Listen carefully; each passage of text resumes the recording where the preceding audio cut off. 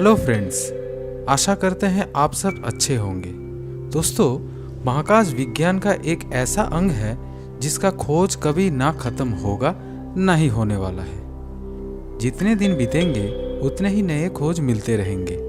लेकिन हम और आप स्पेस के बारे में कितना जानते हैं? बहुत कम। मगर हम आपको महाकाश और ब्रह्मांड से जुड़े कुछ ऐसे बातें बताएंगे जो शायद आपको मालूम ना हो। तो देखते रहिए गेन न्यूज़ का ये एपिसोड। और अगर आप इस चैनल पर नए आए हैं तो सब्सक्राइब करके नोटिफिकेशन बेल को ज़रूर प्रेस कर दीजिएगा।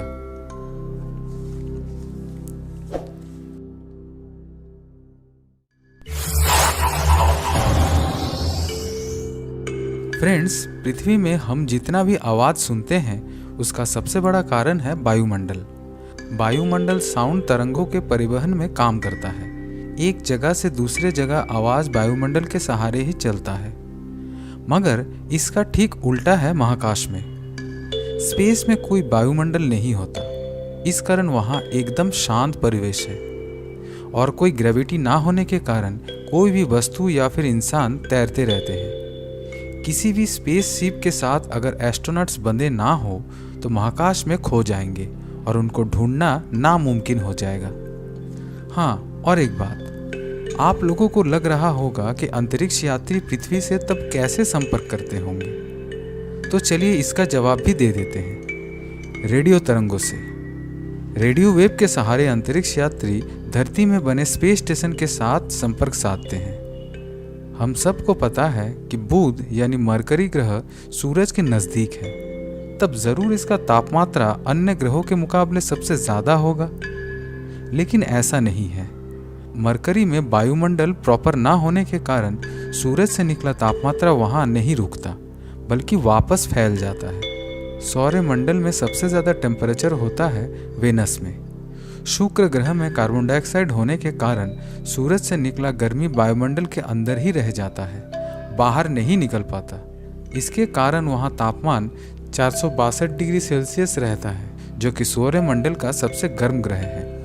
दोस्तों, धूमकेतुओं को देखना किसे नहीं पसंद है। हमारे स्कूल में हेलेस कॉमेट के बारे में सुना था। उसके ऊपर हमारी उत्सुकता तभी से बढ़ी। लेकिन अपने आंखों से देखने का सौभाग्य शायद हम कम लोगों को मिला होगा, क्योंकि ये सामान्य धूमकेतु नहीं है। हर 76 वर्ष बाद ये पृथ्वी से दिखाई देता है। पिछली बार इसको 1986 में देखा गया था और अगली बार 2061 और 2062 के बीच किसी एक समय देखा जा सकता है। सूरज हमारे सौरमंडल के केंद्र में है और इसी को चक्कर लगा रहा है पृथ्वी और सब ग्रह। वैज्ञानिकों का मानना है कि सौरमंडल के ज़्यादातर ग्रह, एस्टेरॉइड्स और कई चीज़ें हैं जो सूरज से टूटने के कारण बने हैं, यानी ये सब सूर्य के अंश हैं। लेकिन क्या आपको मालूम है, सौरमंडल के अंतर्गत जितने ग्रह, उपग्रह, एस्टेरॉइड्स, धूल, गैस, इन सब का लगभग मिला के जितना द्रव्यमान निकलता है उसका 99% सिर्फ सूरज का ही है। इसी के कारण सूरज का ग्रेविटेशनल फोर्स ग्रहों के ऊपर इतना ज़्यादा काम करता है। ब्रह्मांड कितना विशाल है इसका अंदाज़ा लगाना मुश्किल है, और इस ब्रह्मांड में कितने आकाशगंगाएं हैं ये भी खोज के विषय है। लेकिन कुछ के बारे में जानकारी लगाया जा चुका है, जैसे कि एंड्रोमेडा, मिल्की वे, वर्लपूल और कई गैलेक्सीज। इनमें से मिल्की वे गैलेक्सी में है हमारे मध्यम वर्गीय तारा सन।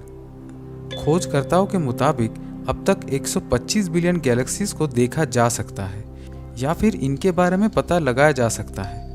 और हमारे मिल्की वे आकाशगंगा में 100 से 400 बिलियन तारे हैं। पृथ्वी से सबसे नज़दीक में स्थित स्पाइरल गैलेक्सी है एंड्रोमेडा गैलेक्सी। एंड्रोमेडा जैसे कुछ और गैलेक्सियों के बारे में आपको हमारे इस चैनल में मिल जाएगा। अब आते हैं पृथ्वी से सबसे दूर में स्थित गैलेक्सी GN-Z11 पे। ये सप्तर्षि तारा मंडल के अंतर्गत हाई रेडशिफ्ट आकाशगंगा है, जो 32 बिलियन लाइट ईयर्स दूरी में स्थित है। करमान लाइन एक ऐसा अंतर्राष्ट्रीय मान है जिससे पृथ्वी का वायुमंडल और अंतरिक्ष में सीमा और उनके बीच का फासला नापा जाता है।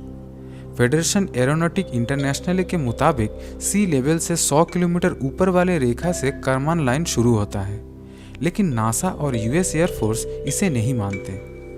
उनका ये नाप समुद्र के जलस्तर से 80 किलोमीटर ऊपर में से शुरू होता है। अंतरिक्ष में वायुमंडल नहीं है, लेकिन अंतरिक्ष का तापमान है।